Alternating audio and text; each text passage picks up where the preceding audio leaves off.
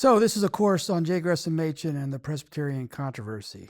And it's a little bit odd for me, in a way, to be doing this because I've been working on Machen for 40 years now. So it's actually more than that. I first read Machen's Christianity and Liberalism, 1981, fall of 1981, at Harvard Divinity School, of all places.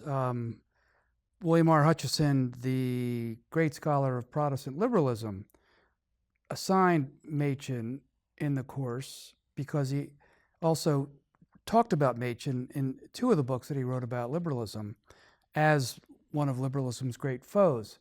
So he had a lot of respect for Machen, and that's where I began to think about this. But it's been going on for a long part of my life. But this course is not about me, although it is my take on Machen in some ways. So I want to start off with thinking about why we remember Machen, or how we remember Machen. He was an accomplished biblical scholar, maybe not the leading one of his time, but certainly one of the better ones, especially with books like The Origin of Paul's Religion, written in 1921 or published in 1921, Virgin Birth of Christ, published in 1930, which he regarded as his magnum opus. He was a respectable faculty member at Princeton Seminary. He taught there from 1906, first as a lecturer, and then until 1929, when Westminster Seminary started. But part of the reason why we continue to read Machen, think about Machen, and I have to be careful not to say Mencken, because I have written a book about H.L. Mencken. They were contemporaries. They were both from Baltimore. They actually thought about a lot of things in a similar way, even though they came from different sides of the tracks in Baltimore. And I was recently speaking about Franklin, and I kept saying Mencken at times. So I have to be careful about this. But Machen is what we were talking about. But without the controversy, we would not remember Machen. I'm pretty convinced. He would be someone who would be read.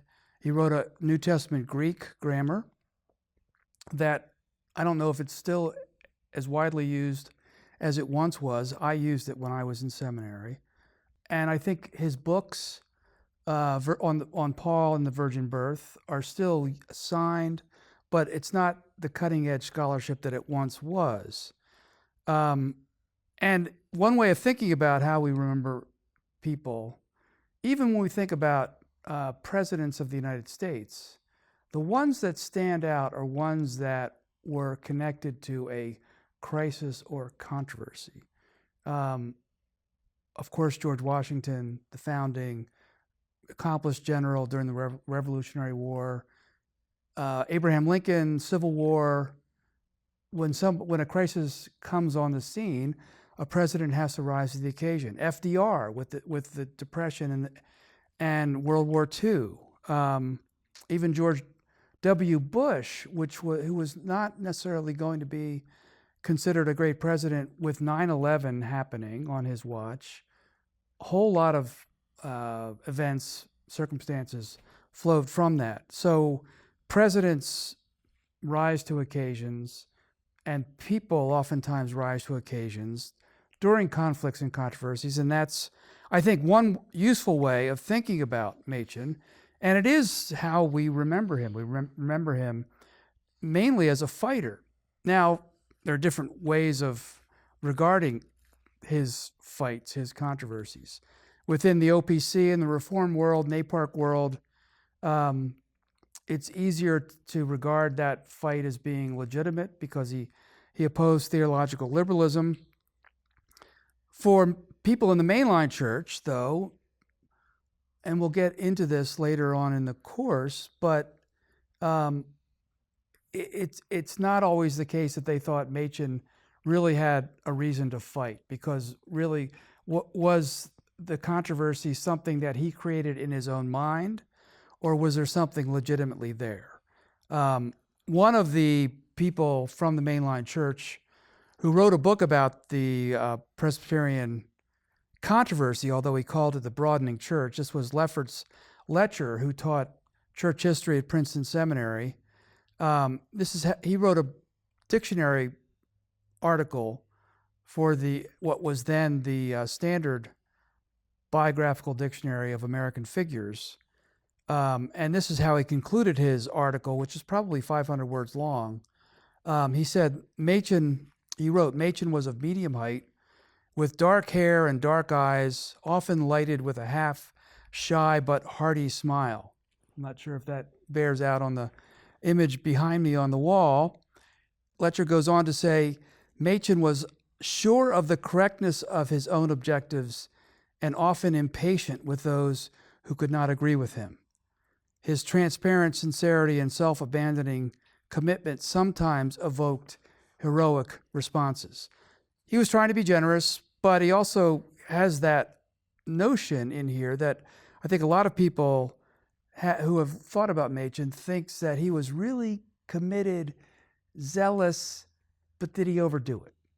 And one of the examples of that, especially you see this more in the evangelical world, even about the same time that Letcher was writing for this biography, E.J. Carnell, who was the president of Fuller Seminary in the 60s, I believe, 50s or 60s, and Carnell was one of the young intellectuals of what was then called neo-evangelicalism, although it eventually became evangelicalism. But this is something that Carnell wrote about Machen, and this is a reputation that has stuck with him. So he wrote, Machen was an outspoken critic of the fundamentalist movement. He argued with great force that Christianity is a system, not a list of fundamentals. The fundamentals include the virgin birth, Christ's deity and miracles, the atonement, the resurrection, and the inspiration of the Bible. But this list does not even take in the specific issues of the Protestant Reformation.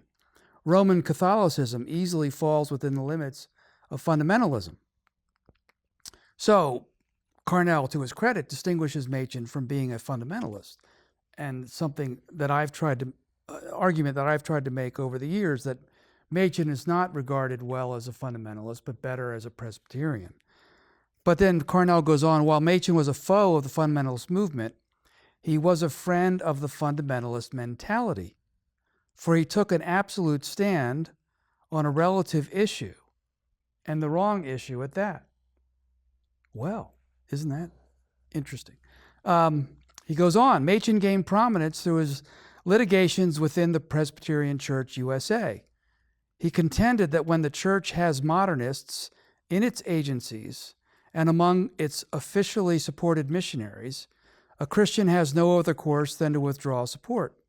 So Machen promptly set up the Independent Board for Presbyterian Foreign Missions, and with equal promptness, the General Assembly ordered the board dissolved. Machen disobeyed the order on the convictions that he could appeal from the General Assembly to the Constitution of the Church, but this conviction traced to ideological thinking. For if a federal system is to succeed, supreme judicial power must be vested in one court. Carnell, what's striking about this so far with Carnell actually, is that there has been, for the last 20 years, a notion made popular by Professor John Frame, who taught for many years at Westminster, Philadelphia, Westminster, California, and finished his career at Reformed Theological Seminary in Orlando. He wrote an article about 20 years ago called Machen's Warrior Children, which tried to argue that Machen was right to fight liberalism, but that Machen's followers then engaged in a lot of controversies that sort of whittled the movement down to a very small group. But Carnell is making the point here that Machen himself was one of his own warrior children, that Machen was absorbed too much within this controversy, and someone who was taking the law into his own hands as if he were a kind of vigilante. Carnell goes on to say, Machen became so fixed on the evil of modernism that he did not see the evil of anarchy. This fixation prompted him to follow a course that eventually offended the older and wiser Presbyterians.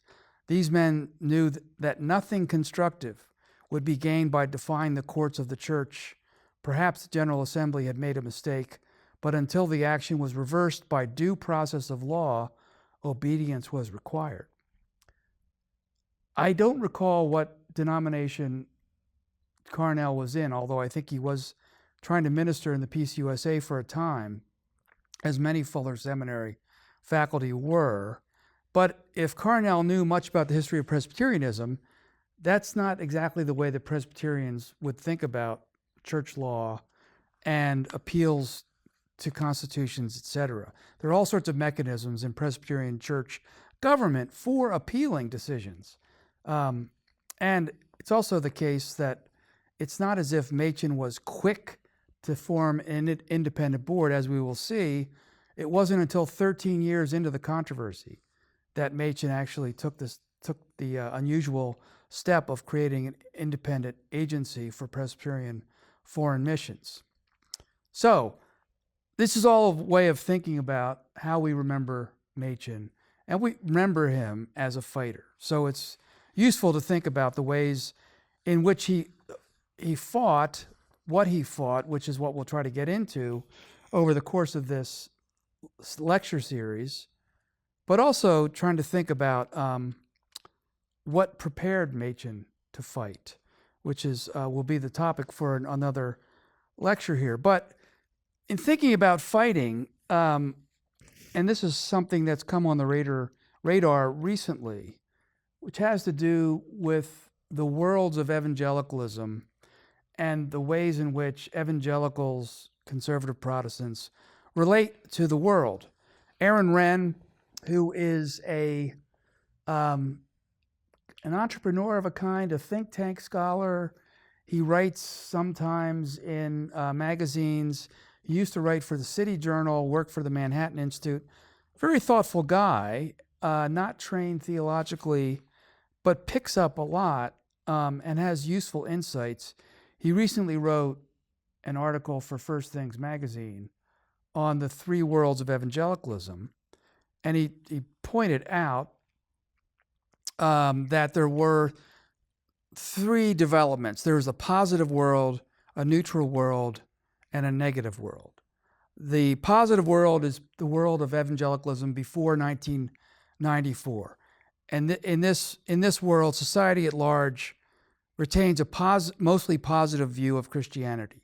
To be known as a good church-going man remains part of being an upstanding citizen. Publicly being a Christian is a status enhancer. And again, this is all happening before 1994.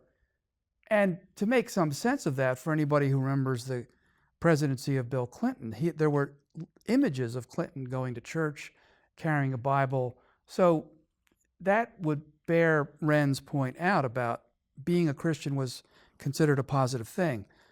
Between 1994 then and 2014 is this next era, the neutral world. Here society takes a neutral stance toward Christianity. Christianity no longer has privileged status, but is not disfavored.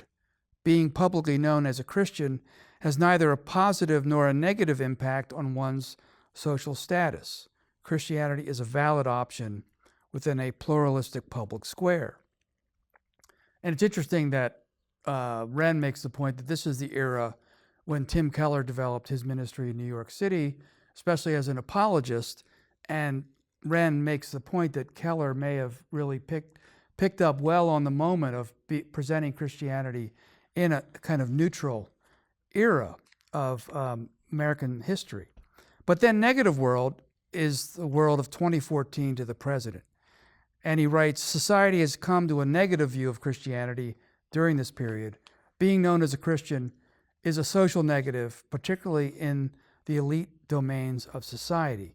Christian morality is expressly repudiated and seen as a threat to the public good and the new public moral order.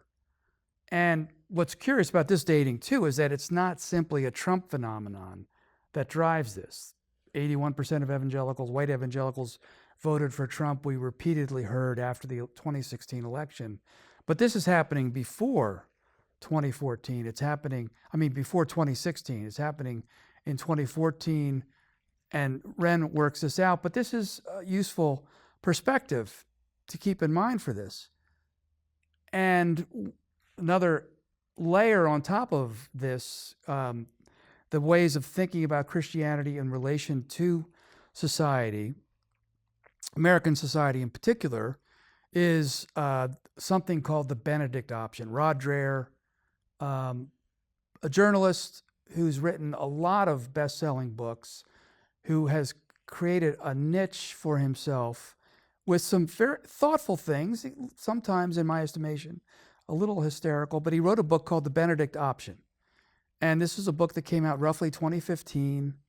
And his point was that society had become so bad that Christians could not rely on the major institutions of society, that they might need to withdraw and form their own institutions. And Wren fits Rod Dreher into this negative world as an example of Christians figuring out other ways to relate to society, but Christians especially thinking about ways to perpetuate the faith, perpetuate their families, perpetuate their congregations in this negative world. And the Benedict Option for Dreher harkens back to Benedict of Nursia, the founder of the Benedictine monasteries. And, the idea, the image of founding a monastery doesn't quite make sense for passing on the faith to children, because monks typically are celibate, as are Roman Catholic priests. But it had a certain flair to it. But the reason for bringing this up is to think about, what if the negative world for Christianity, or for Reformed Protestantism, or for confessional Presbyterianism, and if for anyone watching these lectures who doesn't know what confessional Presbyterianism is, that will become clearer over the course of these lectures. But what if this negative world started well before 2014? Was America friendly to confessional Presbyterianism in Machin's lifetime? What if before Rod Dreher there was a J. Gresham Machen? And I am prepared to argue that well before Rod Dreher came along with the Benedict Option, there was a Machen option. The Machen option was to eventually found other institutions to try to pass on the Reformed faith, especially church-related institutions like seminaries, missionary agencies, and even a new communion of Presbyterians. So that's one way of trying to think about how we remember Machen. Machen as a fighter, did he fight too early? Probably not, I would argue. And that's one way of trying to situate Machen in thinking about how we remember him. But to complete this idea of how we remember him, it may be useful to remind ourselves of how people remembered Machen when he died. Some of the obituaries written about Machen are really quite stunning, especially since they're written by people who were outsiders. Now, sometimes outsiders aren't as invested in the controversy, so they can be a little bit more generous, but they can also sometimes reveal insights about someone that people, either who were opposed to Machen inside the Presbyterian Church or on Machen's side in the Presbyterian Church, will have missed. One of these figures who wrote about Machen very positively after he died was Pearl S. Buck, who wound up being one of Machen's foes during the missionary phase of the Presbyterian Controversy in the 1930s, which we will come to several lectures down the line. She was a Pulitzer Prize-winning author of the novel The Good Earth, written in 1932 about China. And she was a daughter of a Southern Presbyterian missionary to China. She knew the situation there relatively well.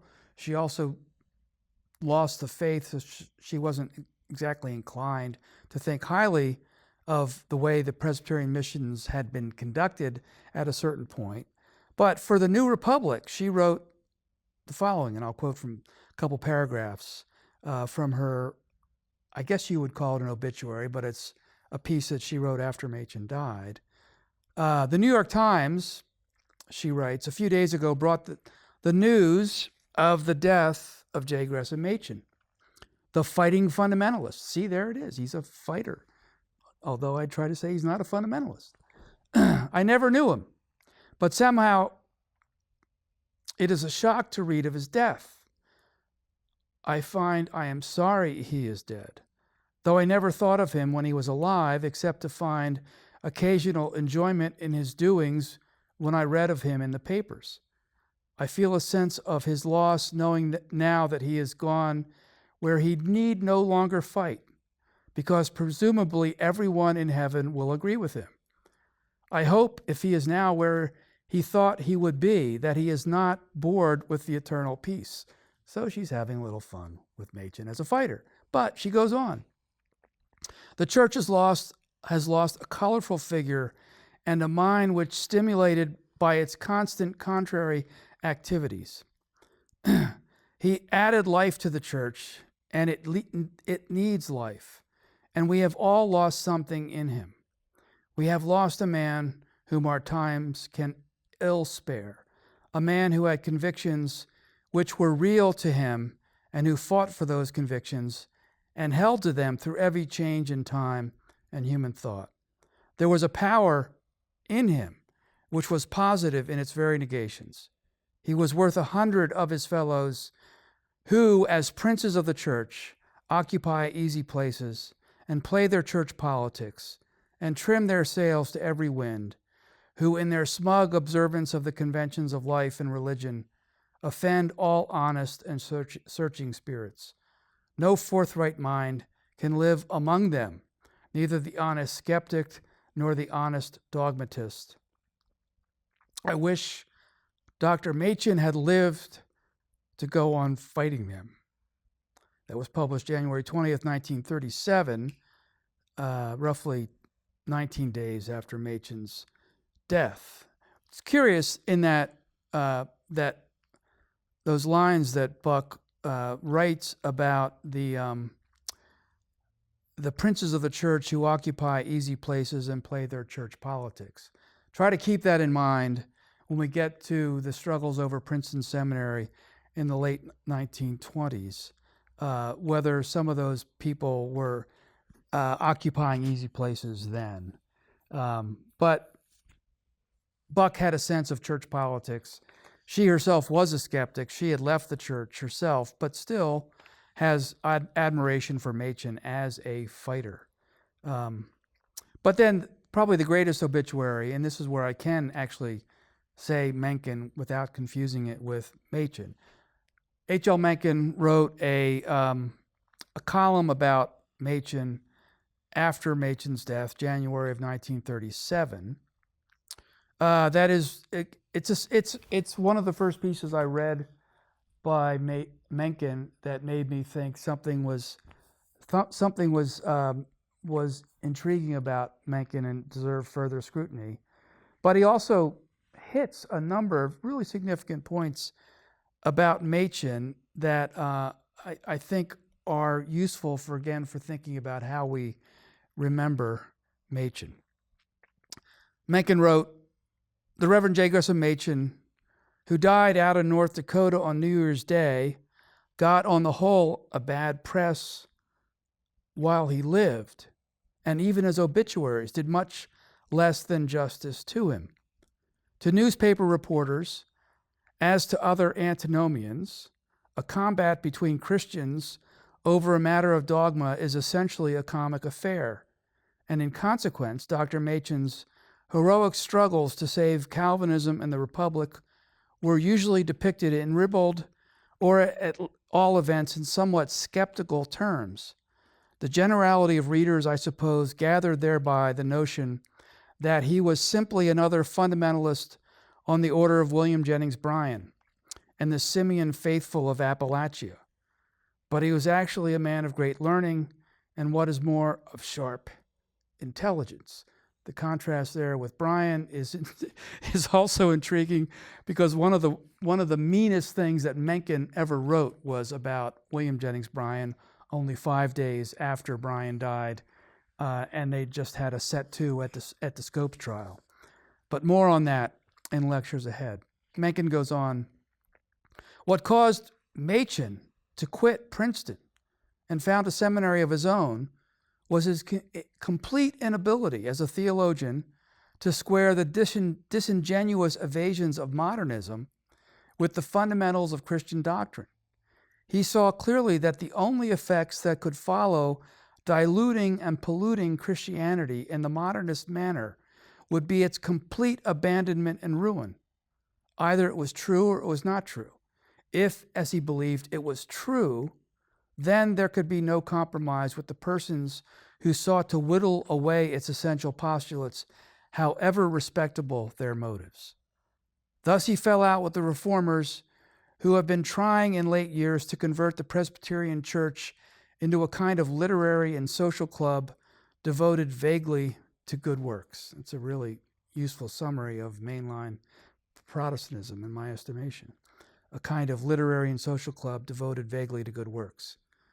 Most of the other Protestant churches have gone the same way, but Dr. Machin's attention as a Presbyterian, was naturally concentrated upon his own connection. His one and only purpose was to hold it resolutely to what he conceived to be the true faith. When that enterprise met with opposition, he fought vigorously, and though he lost in the end and was forced out of Princeton, it must be manifest that he marched off to Philadelphia with all the honors of war. Machen goes on, my interest in Dr. Machen while he lived, though it was large, was not personal, for I never had the honor of meeting him, even though they lived in the same city, grew up in the same city. And I think there were actually family members who tried to sort of organize some kind of meeting between the two. It never happened. Machen goes on, moreover, the doctrine that he preached seemed to me, and still seems to me, to be excessively dubious. I stand much more chance of being converted to spiritualism, to Christian Science, or even to the New Deal than to Calvinism, which occupies a place in my cabinet of private horrors, but little removed from that of cannibalism. Another great line, because it connotes this image of a row of books on different topics with filed alphabetically. There is Calvinism right next to cannibalism. But, he goes on, Dr. Machen had the same clear right to believe in it that I have to disbelieve in it, and though I could not yield to his reasoning, I could at least admire, and did greatly admire, his remarkable clarity and cogency as an apologist, allowing him his primary assumptions. And then one last paragraph, which is, again, Mencken's assessment of modernism, which again strikes me as being very astute. What the modernists have done, no doubt with the best intentions in the world, is they have tried to get rid of the logical difficulties of religion and yet preserve a generally pious cast of mind. It is a vain enterprise. What they have left once they have achieved their imprudent scavenging is hardly more than a row of hollow platitudes, as empty of psychological force and effect as so many nursery rhymes. They may be good people, and they may even be contented and happy, but they are no more religious than Dr. Einstein. Religion is something else again. In Henrik Ibsen's phrase, something far more deep down diving and mud upbringing. Dr. Machen tried to impress that obvious fact upon his fellow adherents of the Geneva Mohammed. That's Calvin, in case you didn't catch that reference. But he was undoubtedly right. That was from the Baltimore Sun, January 18, 1937. So those are two people that Machen did not convince, but still thought highly of him in his abilities as a fighter as an apologist. So one last point to summarize this now is to think about just situating Machen as a Presbyterian. I think it makes the most sense to see him as a Presbyterian, not as a fundamentalist, not as an evangelical. He was ordained, he was a church member, he devoted most of his life to serving in the Presbyterian Church. So it doesn't make any sense to try to move him into some other category. Not to say that there isn't overlap between evangelicalism and Presbyterianism, but still, Machen was laboring with Presbyterian convictions foremost in our minds, and that was the best way, he believed, from which he could serve the wider body of the church. So he was an American Presbyterian, though, obviously. He's not Scottish, not Irish, not English, not Canadian, which is kind of interesting to think about. The OPC now has congregations that are in Canada. I happen to be in a presbytery that is called the Presbytery of Michigan and Ontario. And Canadian Presbyterianism is very different from American Presbyterianism, even though Machen actually tried to help the Canadian Presbyterian Church for moments of his life because Presbyterians from Canada would study at Princeton. But two major episodes that it's worth considering with American Presbyterianism, and these both have to do with the revivals. And this is where it gets into how to figure out Presbyterianism in relation to evangelicalism. The first phase of this reckoning, as it were, is the old side, new side controversy that lasted from 1741 to 1758 and coincided with the first pretty good awakening. Not great, pretty good awakening. And here you have the emergence of an old side group that was anti-revival. One of the ironies of this history is that Machen was tried by the presbytery. He was a member of the presbytery that was actually created during the first pretty good awakening as the place to try to get the revivalists, herd them into one presbytery to keep them from moving around and disrupting other presbyteries.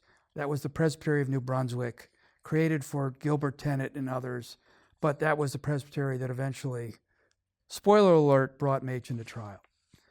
The second phase of revivalism comes with the New School, Old School controversy that saw the Old School, New School split between 1837 and 1869, at least in the Northern Church.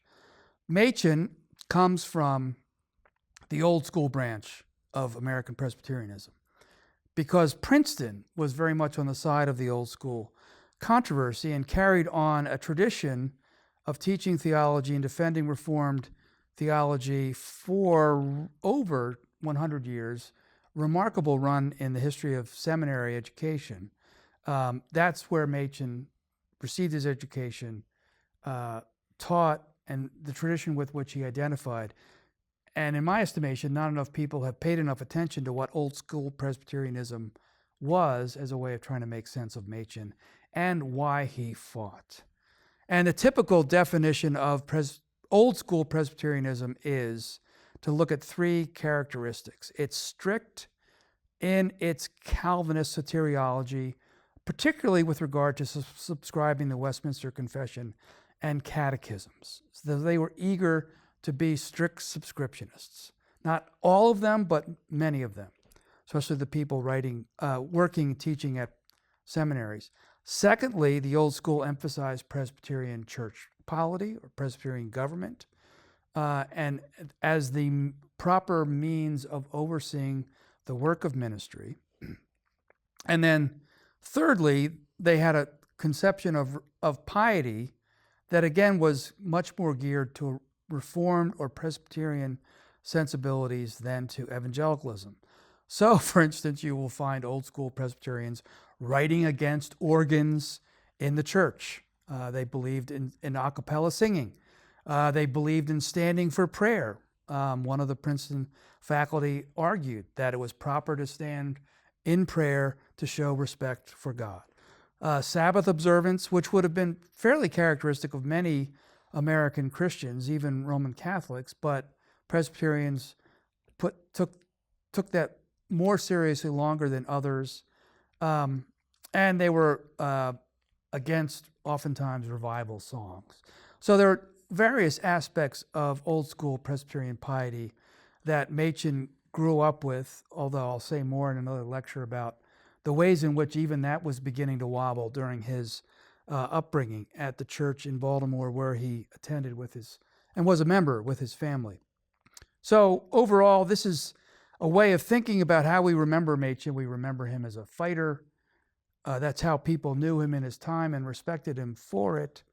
And Old School Presbyterianism is the key that I think unlocks the door of Machen's fighting.